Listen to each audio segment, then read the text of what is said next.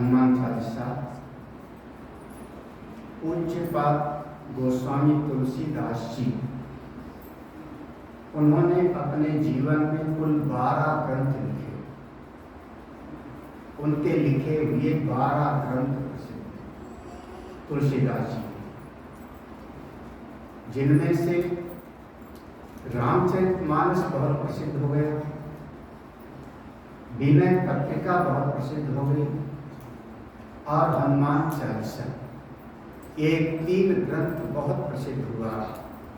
और भी उनके ग्रंथ हैं, राम लला नाछू, जानकी मंगलम, बरवई रामायण, ऐसे उनके और भी ग्रंथ हैं, लेकिन उतने प्रसिद्ध नहीं हुए जितने ये 3 ग्रंथ प्रसिद्ध हुए। श्रीमद् रामचरितमानस, विनय पत्रिका और हनुमान चालीसा, ये 3 शास्त्र बहुत प्रसिद्ध हुआ। और रामचरितमानस तो हम लोगों के दिल की बात है, सनातन धर्म की पूंजी हो गई। हनुमान चालीसा तो सभी को लगभग कंठस्थ होता है हनुमान जी की कृपा से। गोस्वामी तुलसीदास जी के मन में हनुमान जी के प्रति अपार श्रद्धा थी। एक तो हनुमान जी को अपना इष्ट देव भी वही मानते थे। राम जी तो आराध्य हैं, लेकिन राम जी से मिलाने का काम तो हनुमान जी ने ही किया था ना इनको। इनके जीवन चरित्र का अगर कभी विचार करो तो जिस समय पर किसी प्रेत ने कहा हनुमान जी ही मिला सकते हैं राम से, और उसके बाद उस प्रेत के कहने पर गोस्वामी तुलसीदास जी कथा में जाते हैं, जहाँ कथा में हनुमान जी विराजमान रहते थे, वहाँ पर हनुमान जी से समागम हुआ और हनुमान जी ने इनको कहा कि तुम चलो चित्रकूट, वहाँ प्रभु राम का दर्शन तुमको हो गए। जब चित्रकूट पहुँचते हैं और चंदन घिसते हैं, जैसे पुजारी पंडा चंदन घिसते हैं, तो एक बार तो भगवान राम राजकुमार के वेश में आए, चंदन लगा के चले गए, तुलसीदास जी नहीं पहचाने। बाद में हनुमान जी आए, हनुमान जी ने कहा क्यों पहचाने, राम जी तो मिल गए आपको। तुलसीदास ने कहा हमने तो पहचाने नहीं। पुनः हनुमान जी ने आज्ञा दिया, और जब दूसरी बार भगवान राम एक राजकुमार के वेश में आते हैं, बाबा मैं चंदन लगाऊं, तुलसीदास ने कहा लगा लो चंदन। चंदन लगाने के लिए बैठे, फिर भी नहीं पहचाना तुलसीदास जी ने। तब हनुमान जी तोते का रूप बना के बैठते हैं और वहां पर एक दोहा बोला, चित्रकूट के घाट पर भई संतन की भीड़, तुलसीदास चंदन घिसें तिलक दे। और तब पहचान लिया हनुमान जी के कहने से भगवान का दर्शन हुआ। तो तुलसीदास जी को भगवान का दर्शन कराने वाले हनुमान जी हैं, तो हनुमान जी गुरु रूप में उनके सामने हैं, तो हनुमान जी को हमेशा गोस्वामी तुलसीदास जी गुरु रूप में स्वीकार करते हैं। हनुमान जी मेरे गुरुदेव थे, और मेरे गुरुदेव एक उनकी पहली निष्ठा है। और अगर मेरे गुरुदेव हैं तो सुख में भी दुख में भी प्रत्येक जीवन की घटना में उन्होंने हनुमान जी को अपने साथ जोड़ रखा है। तुलसीदास जी के जीवन की घटना है कि उनका बांह दर्द करने लगी थी। काफी आयु के बाद उनकी बाहों में बहुत भयंकर पीड़ा हुई। आजकल की भाषा में तो कहेंगे हार्ट अटैक तक हो गया या दौरा पड़ गया। हार्ट अटैक है तब बांह में दर्द होता है। ऐसे उनके भुजाओं में बहुत दर्द हुआ। जब नहीं सहा गया तब उन्होंने हनुमान जी को पुकारा, और हनुमान जी की प्रार्थना में एक उन्होंने ग्रंथ लिखा, उसका नाम पड़ा हनुमान बाहु। हनुमान बाहु, और उससे प्रार्थना किया तो उनके हाथ का दर्द उतर गया। लगभग 120 साल तक तुलसीदास जी का जीवन रहा। 120 साल जिए तुलसीदास जी का।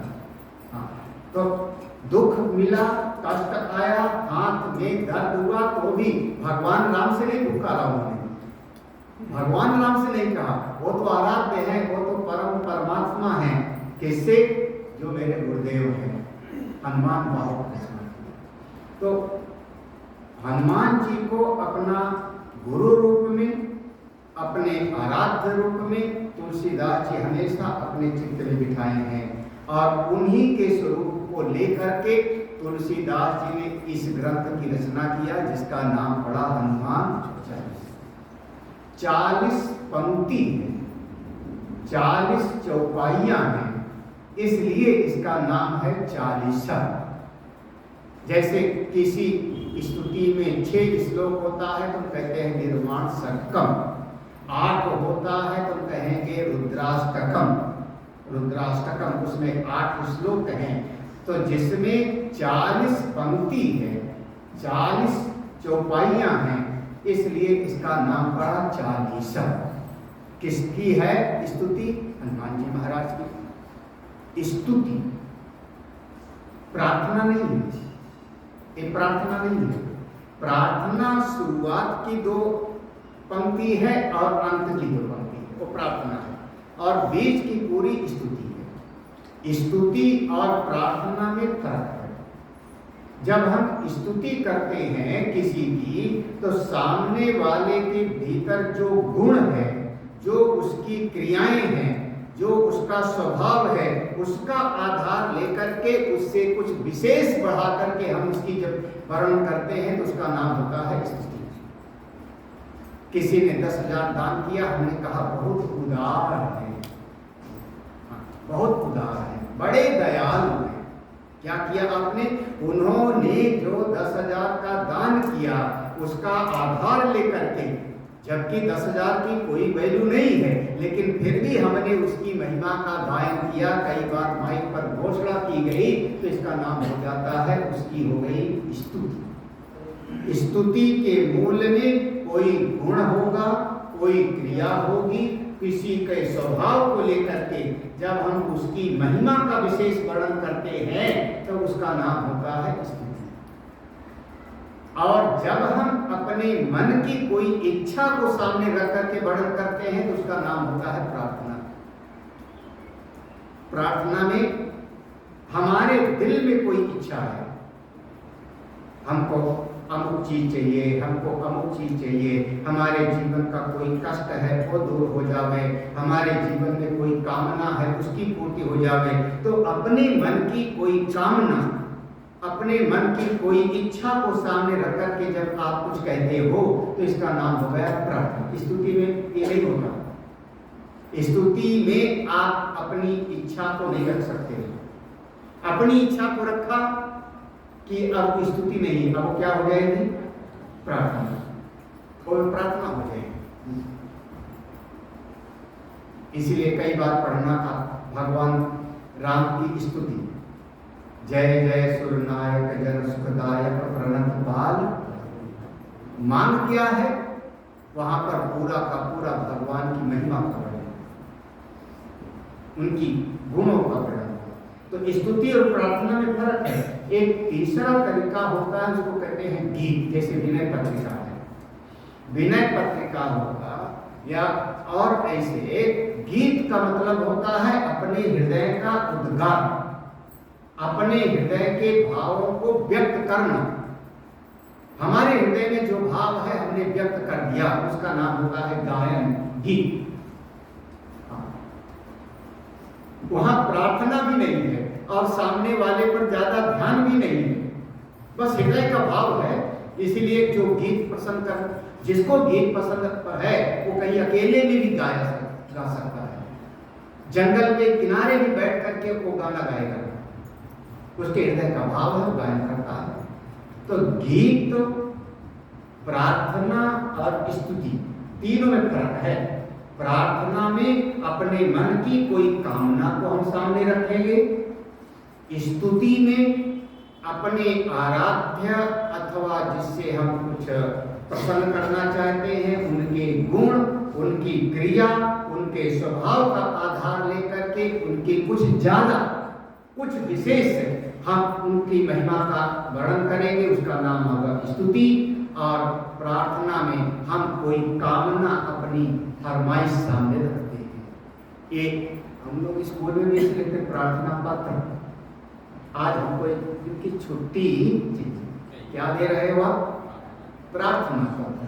हमको अमुक चीज चाहिए, तो प्रार्थना अलग चीज है, स्तुति अलग चीज है और गीत बिल्कुल अलग चीज है। ये हनुमान चालीसा हमारे भगवान की, हनुमान जी की स्तुति। रचयिता है गोस्वामी तुलसीदास, 40 पंक्ति में है, इसलिए नाम हुआ चालीसा। हम लोग पहले इसका प्रारंभ करें। श्री गुरु चरण सरोज रज निज मन मुकुर सुधार, वरनौ रघुबर विमल यशो जो दायक फल चार। बुद्धहीन तनु जानिके सुमिरौ पवन कुमार, बल बुद्धि विद्या देहु मोहि हरहु कलेश विकार। श्री देखो प्रारंभ कहां से किया? श्री गुरु। जैसे हमने कहा श्री राम, श्री कृष्ण, जो श्री से संपन्न है, श्री से संपन्न है। श्री यानी लक्ष्मी, वैभव, ऐश्वर्य, जो उनसे संपन्न है वो है श्री युक्त, श्रीमान। श्री कृष्ण, श्री राम, यहाँ कहा श्री गुरु।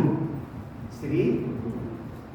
हम अपने गुरुदेव को, भले गुरुदेव जंगल में बैठे हो सकता है गुरुदेव जी के पास में एक आसन भी नहीं है, कमंडल भी नहीं है, लेकिन है कौन? वो श्री से संपन्न।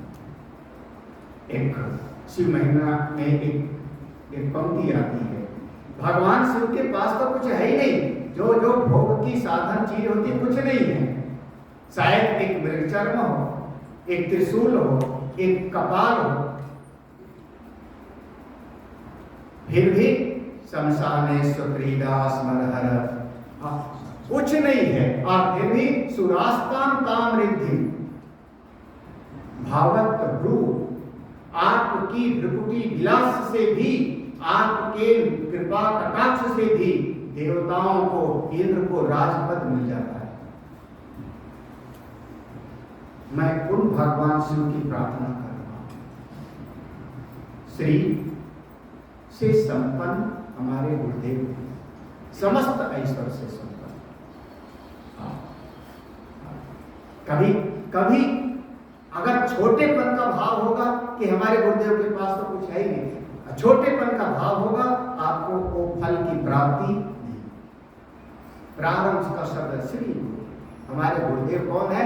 सार्वभौम संपन्न, ऐश्वर्य संपन्न, लक्ष्मी संपन्न, वैभव, सब कुछ उनके पास है। ज्ञान से संपन्न है, त्याग से संपन्न है, वैराग्य से संपन्न है, जो कुछ भी हो सकता है वो सब उनके पास है।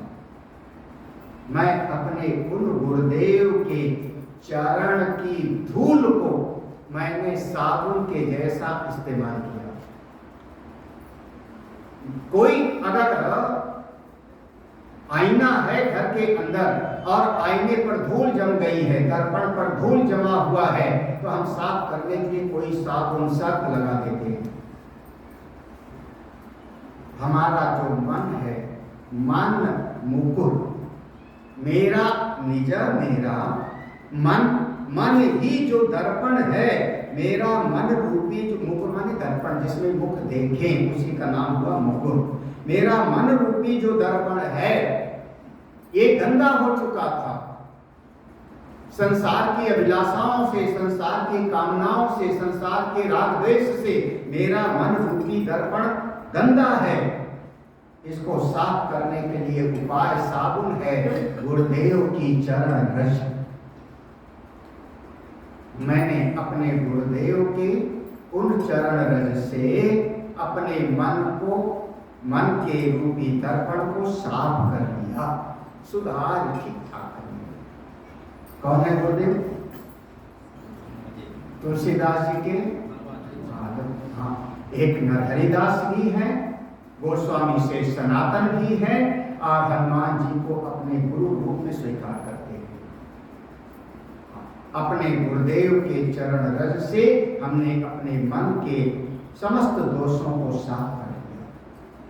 निज मन मुक्त। अच्छा, मन साफ हो गया तो अब क्या करना है आपको? मन शुद्ध हो गया, अब मैं शुद्ध मन से भगवान राम के वर्णम रघुबर विमल यश, भगवान श्री राम के यश का वर्णन करता हूं। कौन सा यश? कौन सा यश? गोस्वामी जी कहते हैं विमल यश। हो सकता है चंद्रमा जिसके पास अमृत है वहां भी एक काली मां है।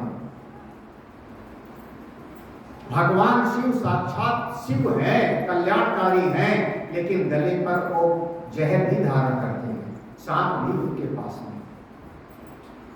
इस जगत में कोई भी ऐसा नहीं है जिसमें कोई दोष अगर देखना चाहे तो न देख ले आदमी।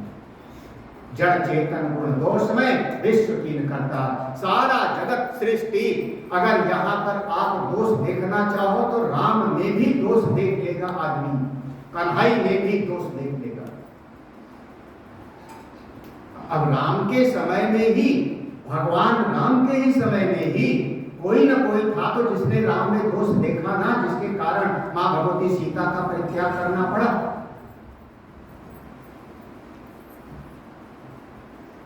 भगवान श्री कृष्ण ने दोष देखा ना, तभी तो भरी सभा में 100 गाली दिया। 100 गाली क्यों दिया भरी सभा में? अगर किसी को दोष देखना है तो देखता है, उसकी अपनी नजर। मैं कौन से यश का वर्णन करने जा रहा हूं? विमल यश, वर्णम रघुबर विमल यश। विमल यश हंस है, वो दूध ग्रहण करता है, पानी नहीं। भगवान राम का वो यश जो विमल है, परम शुद्ध है, जिसमें कहीं एक बड़ी चर्चा चलती, छुप के मारा बाली को। उसको हम लोग बार बार, मैं कहता हूँ सरिता ब्रांड, हमारे गुरुदेव कहते थे सरिता ब्रांड नॉलेज। कोई पत्रिका में निकलता है, अरे भगवान राम जैसे बनते तो दिखाओ। एक गुण तो भगवान राम के आ जाए। मैं भगवान राम के उन विमल यश का वर्णन करता हूं। कौन भगवान राम? जिन्होंने अपने माता पिता का कहना माना। माता पिता का कहना, पिता के भक्त हैं, मां के भक्त हैं, जिनका भाई के प्रति अगाध प्रेम है।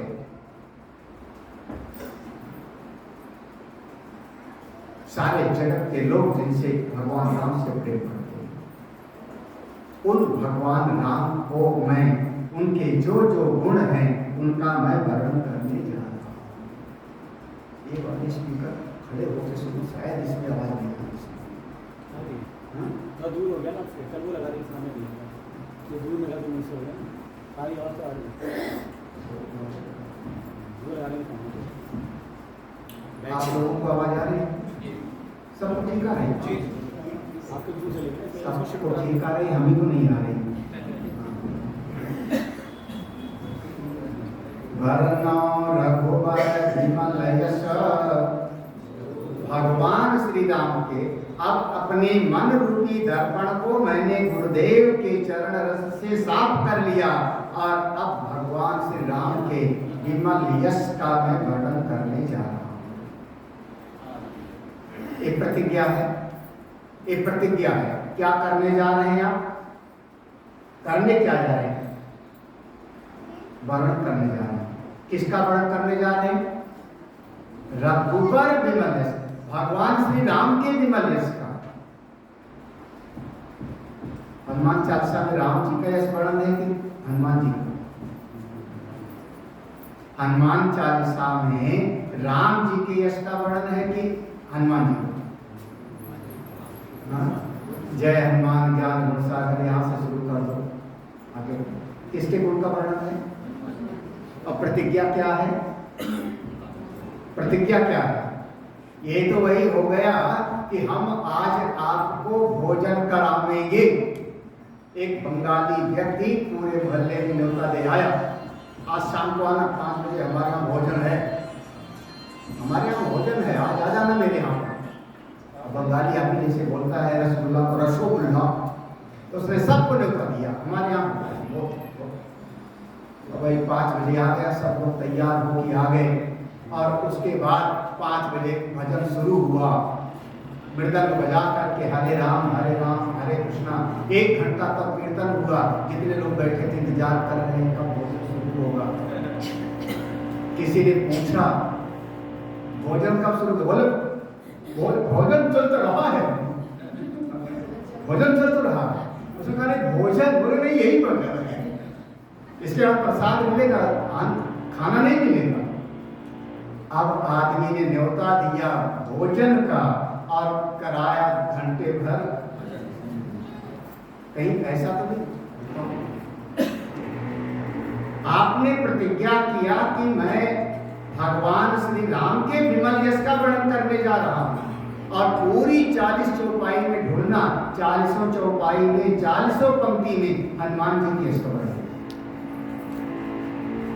क्योंकि भक्त और भगवान में भेद नहीं, तस्मिन् तज्जने भेदा भावा, भक्त और भगवान में अभेद। भगवान को प्रसन्न करना है, हनुमान जी की शरण में चले जाओ, हनुमान जी का गुण गाओ, भगवान प्रसन्न हो जाते हैं।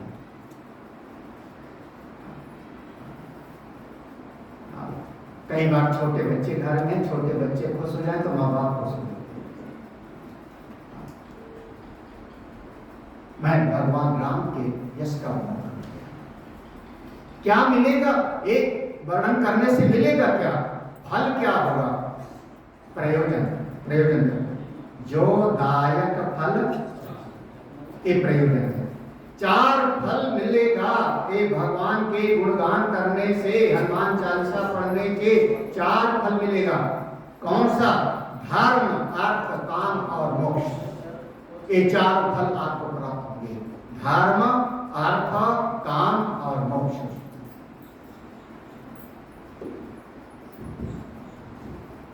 जो दायक फल। हाँ, एक बात है, कहा भगवान राम का इतना बड़ा यश, स्वयं परमपिता परमेश्वर, 3 लोक के स्वामी, उनकी लीला, उनके गुण, उनका कर्म, हमारी छोटी सी बुद्धि, हाँ, हमारी छोटी सी बुद्धि कैसे उनकी महिमा का गायन कर सकती है। आप अगर कभी भी अल्प महान की महिमा का गायन नहीं कर सकती, अल्प महान के गुणों का पूरी तरह से वर्णन नहीं कर सकता। एक छोटा बच्चा है अगर 4 साल का, और उससे हम पूछे कि तुम्हारे पिताजी के पास कितनी प्रॉपर्टी है, बस इतना कह सकता है मेरे पिताजी के पास बहुत है, लेकिन ठीक ठीक बता। आप सब लोग समझदार हो, अल्प महान के बारे में नहीं ठीक ठीक जान सकता।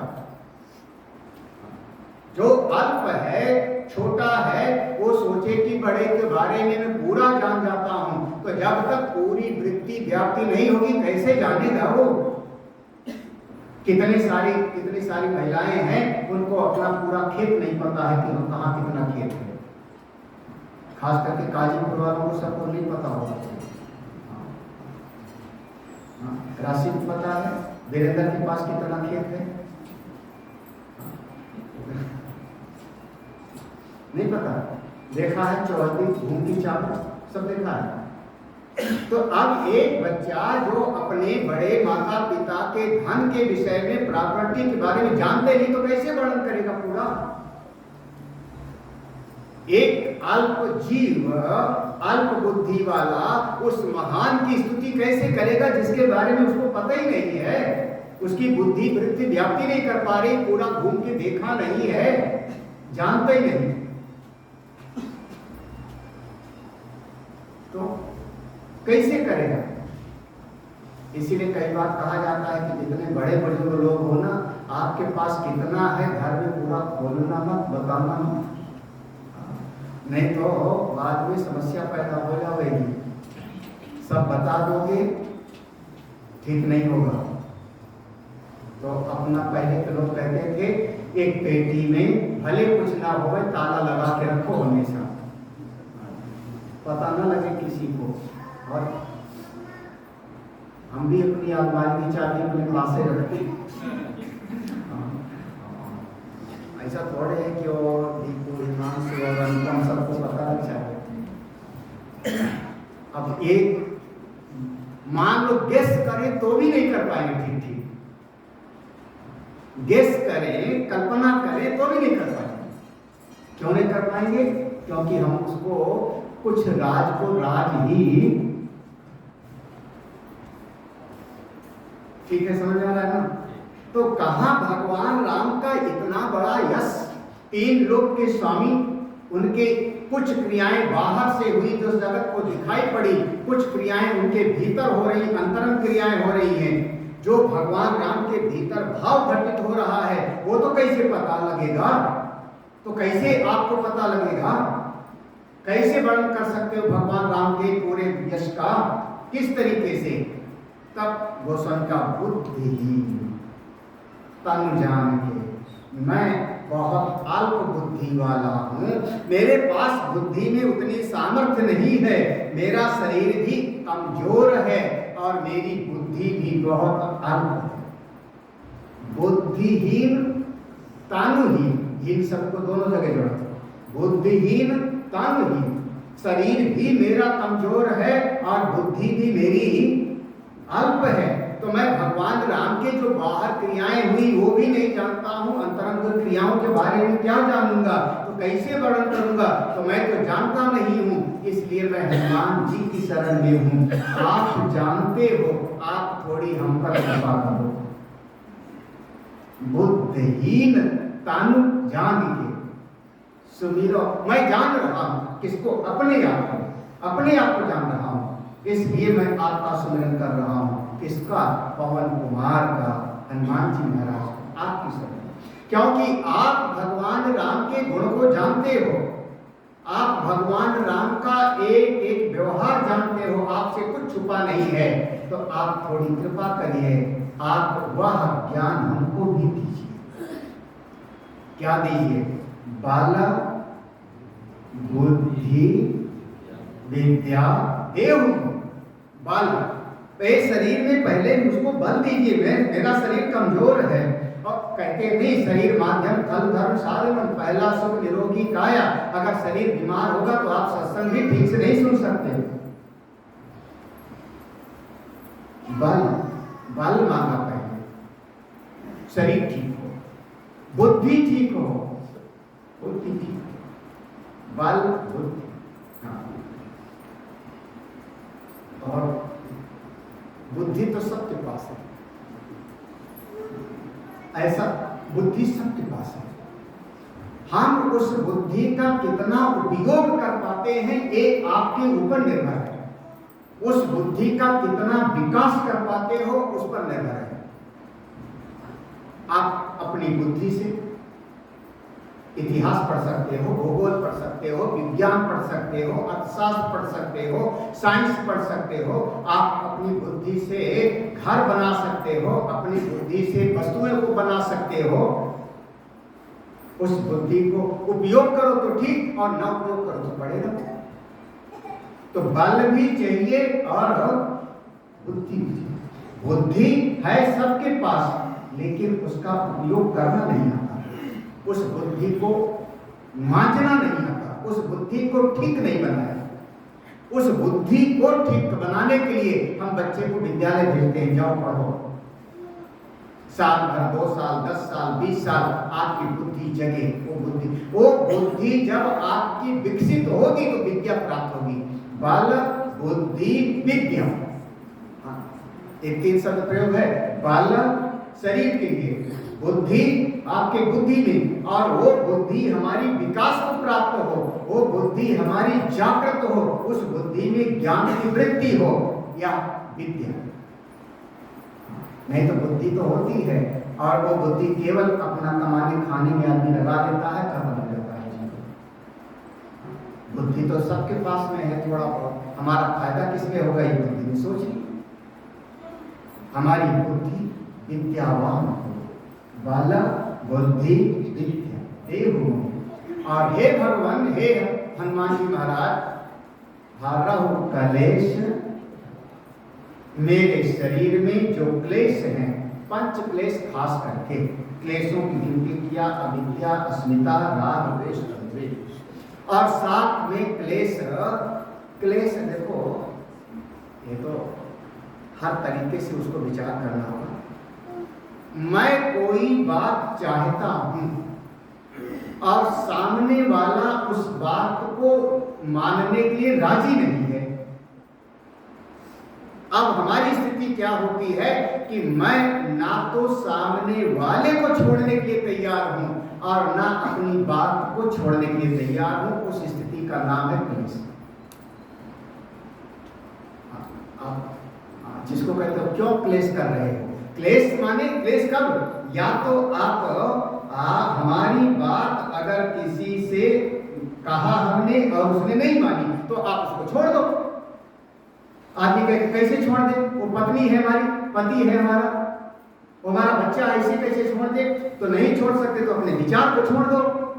तो अपने विचार कैसे छोड़ दे, तो हमारे विचार के अनुसार सामने वाला चलता नहीं, और जब सामने वाला चलता नहीं तो ना तो मैं अपने विचारों को छोड़ने के लिए तैयार हूं और ना सामने वाले को छोड़ने के लिए तैयार हूं। तब चित्त वृत्ति में जो वृत्ति पैदा हो रही उसका नाम है क्लेश। भगवान करे किसी के जीवन में ये ना आवे, लेकिन लगभग अपने मन को समझना। ज्यादातर आप मेरी बात नहीं समझते हो, आप मेरा कहना नहीं मानते हो, आप ऐसा नहीं किए, तुमने हमारे साथ ये किया, तुमने हमारे साथ, अरे तुमने क्यों चाह रहे हो हमारे साथ। और ज्यादातर कोई कहता है, कोई कुछ कहेगा, आप तुरंत सफाई देना शुरू कर देते। हाँ, नहीं मेरा मतलब ये नहीं था, नहीं मेरा मतलब, क्यों सफाई दे रहे हो, सफाई क्यों दे रहे हो? सफाई इसलिए दे रहे हो क्योंकि सामने वाले को त्यागने के लिए आप तैयार हो। थोड़ा सा सामने वाले को छोड़ने के लिए तैयार नहीं हो तो आप सफाई करें। मेरा मतलब ये नहीं था, मेरा मतलब ये नहीं था। अच्छे महापुरुष लोग कभी सफाई नहीं देते। हाँ, अच्छे महापुरुष लोगों ने जीवन में कभी शादी नहीं बोला, क्षमा करना ये नहीं बोला। हाँ, एक हमसे गलती हो गई, क्षमा करना। काहे के लिए, क्यों क्षमा मांगी, गलती हो गई, ठीक है तुम जाओ अपने घर को। ये अंग्रेज लोग सिखा गए एक शब्द हर बात में, अंग्रेज ऑस्ट्रेलिया वाले, हाँ हर बात में काहे का, क्यों, काहे के लिए, महापुरुषों ने नहीं मांगा, क्यों मांगे क्षमा, क्योंकि हम बनाए रखना चाहते हैं। आज आपने उसको कहा कि हमसे गलती हो गई, क्षमा करना, कल फिर बोलोगे, फिर परसों फिर बोलोगे, नरसों फिर बोलोगे, आपकी जिंदगी इसी में बीत जाओगी। क्लेश माने, क्लेश का मतलब है कि त्याग की कमी। आपके भीतर त्याग का बल त्याग का, इसीलिए मैं तो नहीं बोलता किसी को क्षमा करना, मैं क्यों बोलूं, ऐसी तैसी उसकी, जिसको नहीं जमता बाहर जाए, है ना। क्यों क्लेश करना, क्यों क्लेश क्यों करना। अभी एक बच्चा, हमने कहा अनंतानंद के साथ चलो, जैसे हमारे साथ अनुकूल रहता है, अनंतानंद के साथ रहो।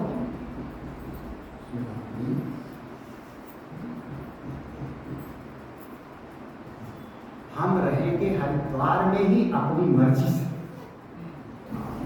हरिद्वार ही रहेंगे अपनी मर्जी से। हमने कहा अच्छा अनंतानंद के साथ नहीं रहना है तो फिर तो मुंबई चले जाओ। मुंबई नहीं तो कहाँ, नहीं तो ऐसे तैसे घर जाओ, छुट्टी एक अभी चंदोला जी एक बच्चे का बड़ा बड़ा उससे प्रभावित थे। चंदोला जी बड़ी जल्दी प्रभावित हो जाते हैं किसी से।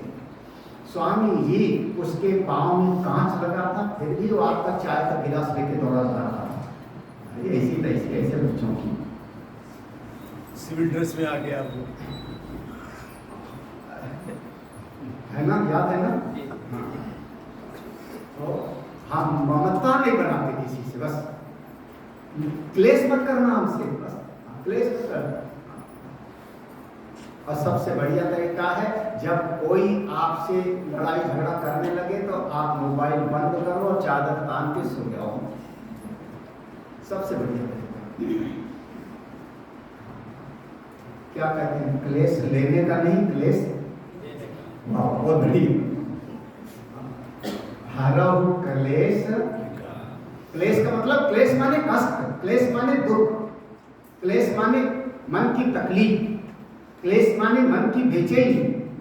मन बेचैन क्यों हो रहा है? मन बेचैन क्यों हो रहा है? क्योंकि मैं ऐसा चाहता था और वो हुआ नहीं, वो हुआ नहीं, बस इतना तो है। आप चाहते हो कि सारी दुनिया मेरे हिसाब से चले, कोई नहीं चलने वाला, कोई नहीं चलने वाला आपके हिसाब से इस जगत में। सब अपने अपने मतलब से आया हुआ है जगत में प्राणी, सबकी अपनी अपनी प्रारब्ध की पूंजी है, सबकी अपनी अपनी कामनाएं हैं, सबके अपने अपने संसार हैं। तो निश्चित हरा हो कलेश विकार। चित्त भीतर, चित्त के भीतर किसी कारण से जो विकृति पैदा होती है, विकार कहते हैं। जैसे दूध का दही बन गया, दूध का दही बन गया तो उसको कहते हैं विकृति, विकार। हमारे अंतःकरण में किसी घटना विशेष के कारण, कोई परिस्थिति विशेष के कारण या व्यक्ति विशेष के कारण चित्त में जो राग द्वेषात्मक वृत्ति पैदा हो गई, वही विकार है।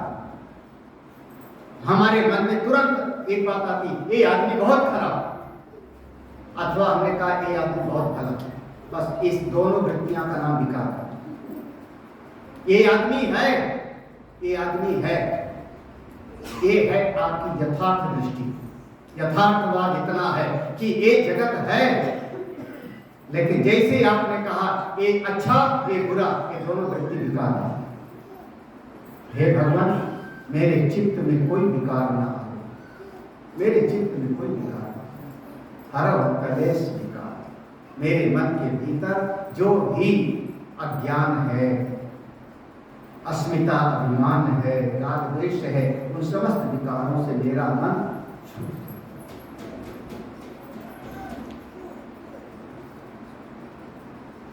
षड विकार कहते हैं, काम क्रोध, काम क्रोध मद लोभ मोह मत्सर, इनको जो है 6 विकार कहते हैं। इनसे इतना तो गोस्वामी जी ने शुरुआत में लिखा, इतना शुरुआत में लिखा। एक प्रार्थना है, देखो ये प्रार्थना है ना, इतना शुरुआत में प्रार्थना में है कि हम ये चाहते हैं, क्या आप चाहते हो मेरे मन का क्लेश मिट जावे, मेरे मन में कोई विकार ना आवे, ये मैं चाहता हूँ। ये प्रार्थना, ये प्रार्थना। हमको बल चाहिए, हमको विद्या चाहिए, हमारी बुद्धि अच्छी हो, ये प्रार्थना। और अब यहाँ से हनुमान चालीसा की स्तुति शुरू होती है। जय हनुमान ज्ञान गुण सागर, जय कपीस तिहु लोक उजागर। हे हनुमान जी महाराज, एक चौपाई, एक चौपाई। जय हनुमान ज्ञान गुण सागर, जय कपीस तिहु लोक उजागर। एक चौपाई। हे हनुमान जी महाराज, आपकी जय हो, आपकी जय हो। और असल में जय तो आप ही की होती है। जय कहने का मतलब है मैं उनकी महिमा को स्वीकार कर रहा हूं। जब आप कहते हो कि रामचंद्र की जय, यानी उनकी महिमा को मैंने स्वीकार किया, उनके प्रभुत्व को मैंने स्वीकार किया। जय हनुमान। हनुमान जी महाराज आपकी जय। कौन है आप? कौन है आप? ज्ञान गुण, जैसे समुद्र होता है जिसकी कोई थाह नहीं है, अथाह समुद्र का जल होता है और गहराई में चलते जाओ नाप नहीं पाते, ऐसे आपकी बुद्धि में ज्ञान कितना है, आपके भीतर गुण कितने हैं, इसका कोई माप नहीं। ज्ञान और दो चीज, आप ज्ञान के सागर हैं लेकिन सब जान नहीं पाए। हनुमान जी के भीतर कितना ज्ञान है, स्वयं सूर्य देवता से उन्होंने ज्ञान प्राप्त किया है। सूर्य देवता को उन्होंने अपना गुरु बना करके और उनसे ज्ञान प्राप्त किया है हनुमान जी ने। उसके उपरांत सूर्य देवता भगवान ने कहा गुरुदक्षिणा में सुग्रीव की सेवा करना, और हनुमान जी सुग्रीव की सेवा में चले गए। सुग्रीव के पास हनुमान जी रहे, सालों साल रहे, लेकिन सुग्रीव को तो नहीं पता कि हनुमान जी के भीतर कितना ज्ञान है। जो पास में रहने वाले हैं, बहुत इसको कहते हैं अति परिचयात अवज्ञा, जब कोई बहुत पास में रहने लगता है तो उसकी महिमा को विस्मृत कर देता है। हनुमान जी के भीतर कितना ज्ञान है, एक सुग्रीव को वही नल नील भी रहते हैं, अंगद भी रहते हैं, और सुग्रीव की सेवा में तो बाली से भी एक आध बार मुलाकात तो ही होगी, कोई नहीं जानता हनुमान जी का कितना ज्ञान है। कब प्रकट होता है, जब हनुमान जी भगवान राम के सामने ब्राह्मण के रूप में पहुंचते। कौन है आप दोनों को देख करके तो मेरा मन भ्रमित हो रहा है। अरे आप दोनों तो लगता है तीन देवता ब्रह्मा विष्णु महेश तो नहीं हो। और हनुमान जी कहते नहीं नहीं, ब्रह्मा विष्णु महेश नहीं होंगे, क्योंकि तीन होते तो तीनों होते, तीन तो हो नहीं, आप दो हो, इसलिए हमको लगता है आप कहीं नर नारायण तो नहीं को तुम श्याम लगौर शरीरा, आप कौन है। और हनुमान जी का जो प्रश्न करने का तरीका था, पूछने का, उस पूछने के तरीके से एक क्षण में देखो प्रभु राम ने क्या कहा। भगवान राम ने कहा लक्ष्मण, एक ब्राह्मण चारों वेदों की ज्ञाता है। देखो सालों साल सुग्रीव के पास रहने पर भी सुग्रीव हनुमान जी की ज्ञान की महिमा को नहीं समझ पाए, और भगवान राम ने एक क्षण में समझ लिया उनके बोलते ही कि ये ब्राह्मण ये विप्र चारों वेदों का ज्ञाता है, इनके उच्चारण में एक भी अशुद्धि नहीं है। लक्ष्मण, इनसे वार्तालाप करना चाहिए। तो ज्ञानी की बात तो ज्ञानी ही समझेगा ना। ज्ञान के अथाह समुद्र है हनुमान जी। रावण को भी ज्ञान दिया है। रावण ने हनुमान जी के ज्ञान का खंडन नहीं किया। जो जो बातें हनुमान जी ने कही थी, रावण ने एक भी बात का प्रतिवाद नहीं किया, खंडन नहीं किया था। सुन रावण ब्रह्मांड निकाया, पाई जा सुबल विरचित माया। जो जो बातें हनुमान जी ने कही थी, एक बात का भी खंडन नहीं किया।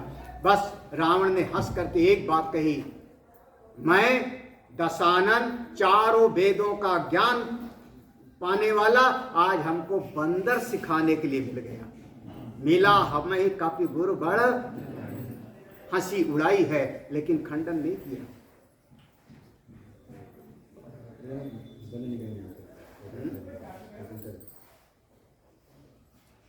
श्री राम जय राम जय जय राम, श्री राम जय राम जय जय राम, श्री राम जय राम जय जय राम, श्री राम जय राम जय जय राम, श्री राम जय राम जय जय राम, श्री राम जय राम जय जय राम, श्री राम जय राम जय जय राम। ये वाला ठीक, ये ठीक लग रहा, ये वाला ठीक बोल रहा था।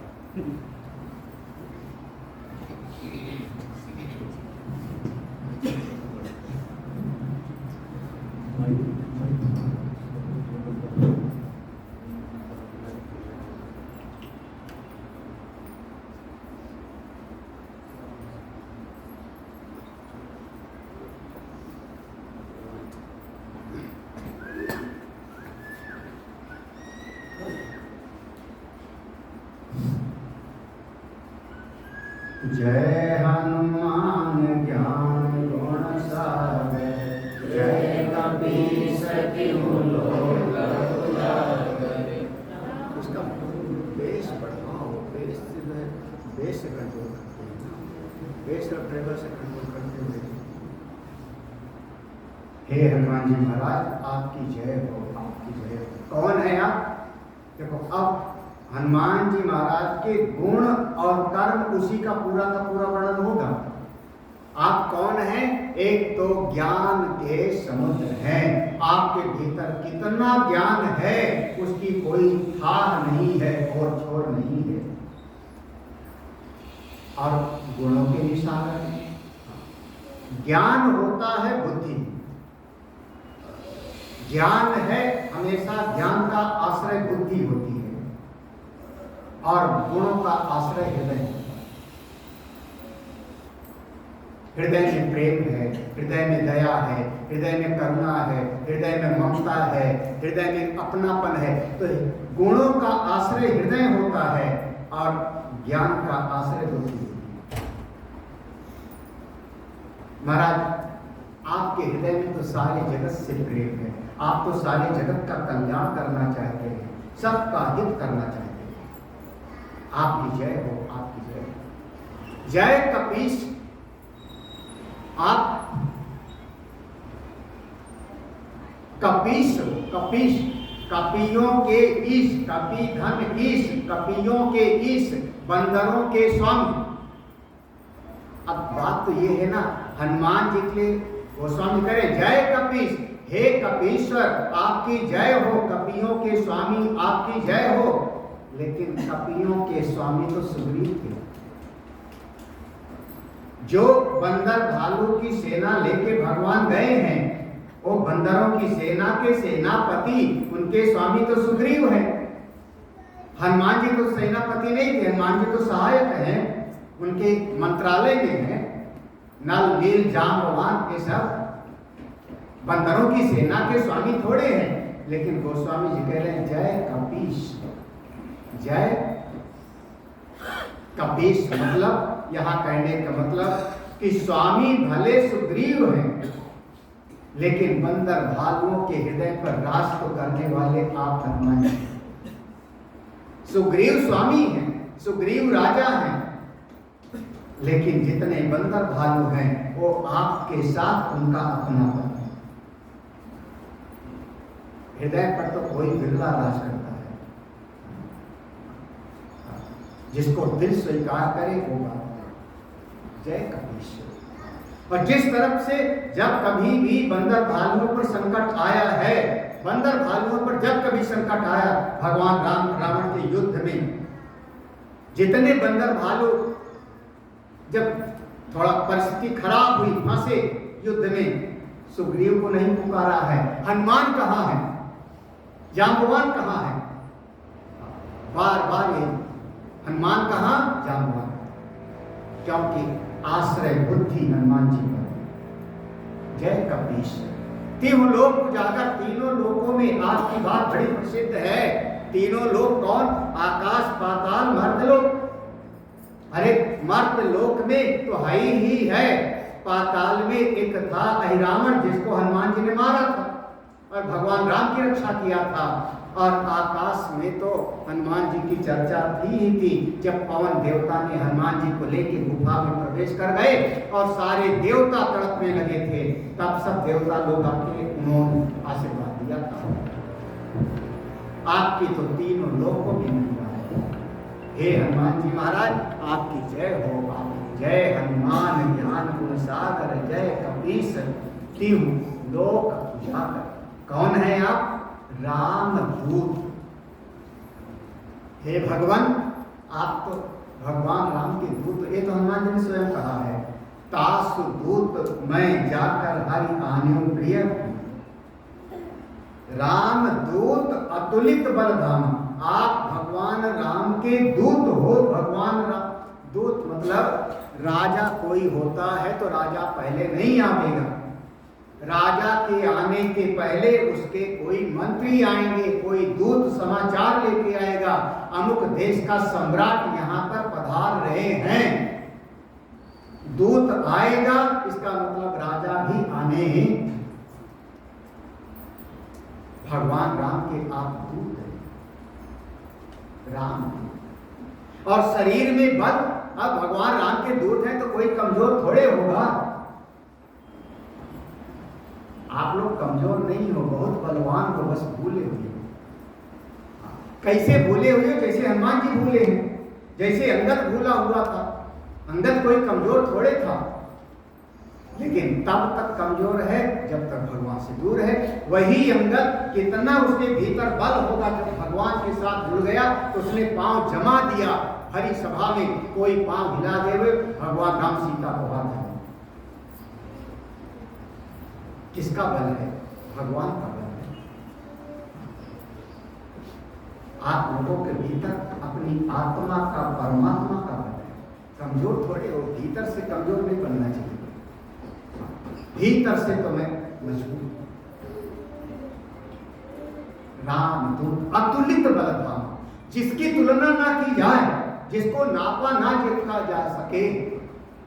10 किलो, 20 किलो, 50 किलो, 1000 किलो जो नाप लिया जाता है उसको हम कहते हैं उसकी तुलना हो गई, पैमाइश हो गई। जिसकी तुलना ना हो सके उसको हम कहते हैं अतुलित। आपका अतुलित बल है, राम दूत अतुलित बल है। कौन आप? अंजनी पुत्र। आप मां अंजना के पुत्र और पवन सुत के नाम से आप विख्यात हैं। पवन सुत के नाम से रामदूत अतुलित बलधामा अंजनी पुत्र पवन सुत। वैसे हनुमान जी के अब तीनों नाम आएगा, पवन पुत्र भी आएगा, पवन सुत,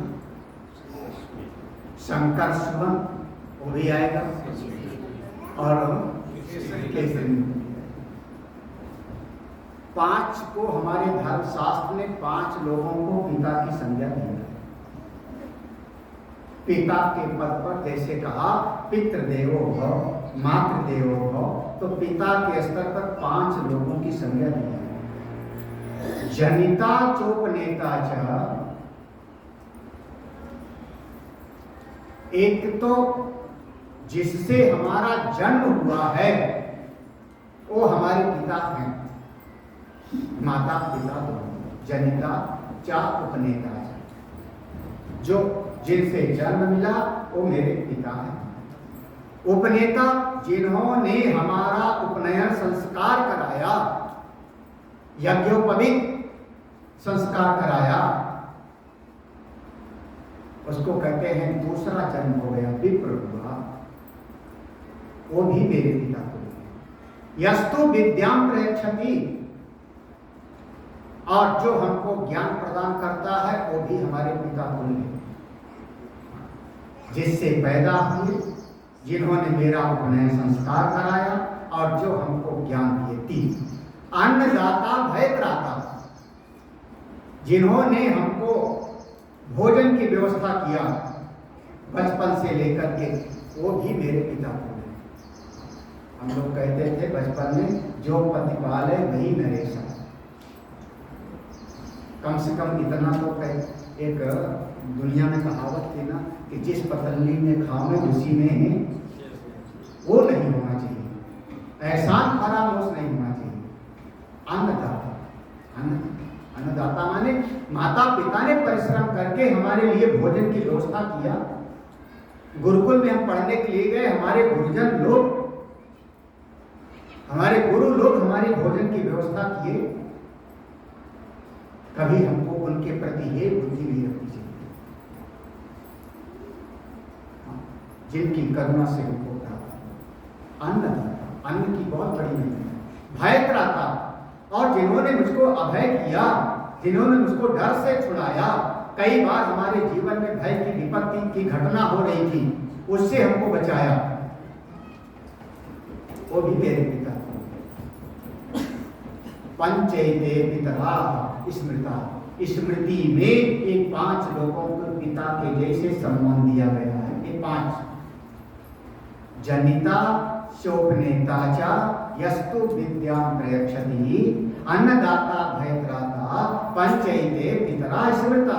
ये 5 लोगों को हमारे शास्त्र में पिता के जैसे माना गया है। तो अंजना के पुत्र हैं, अंजना के पुत्र हैं, केसरी के पुत्र हैं, अंजनी पुत्र पवन सुत। और जिस समय पर हनुमान जी के ऊपर प्रहार किया इंद्र ने और उनकी थोड़ी टूट गई, मूर्छित होके गिर पड़े, एक प्रकार से मृत्यु ही हो गई थी। उस समय फिर से जीवन दान देने वाले तो पवन देवता थे ना। पवन देवता लेकर के हनुमान जी को गुफा में प्रवेश कर गए। सारे देवता आए, सब ने हनुमान जी को आशीर्वाद दिया, अपनी अपनी शक्ति दिया, वरदान दिया, हनुमान जी जीवित हो जाते हैं। तो एक पवन देवता ने ही तो उनको जीवन दान दिया, वो भी तो पिता है। अंजनी पुत्र पवन सुत नाम।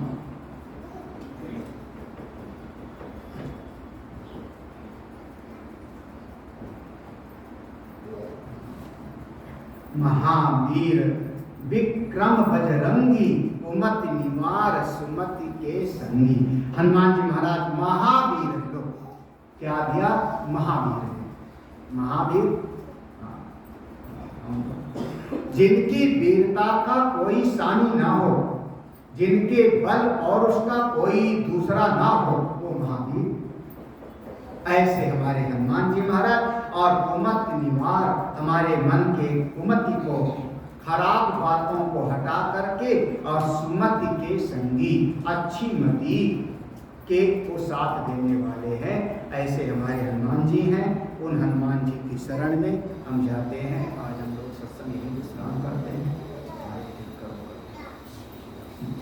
बोलिए सच्चिदानंद भगवान की जय, वृंदावन बिहारी लाल की जय, हनुमान जी महाराज की जय। ओम पूर्णमदः पूर्णमिदं पूर्णात् पूर्णमुदच्यते पूर्णस्य पूर्णमादाय पूर्णमेवावशिष्यते। ओम शांति शांति शांति। हरि ओम।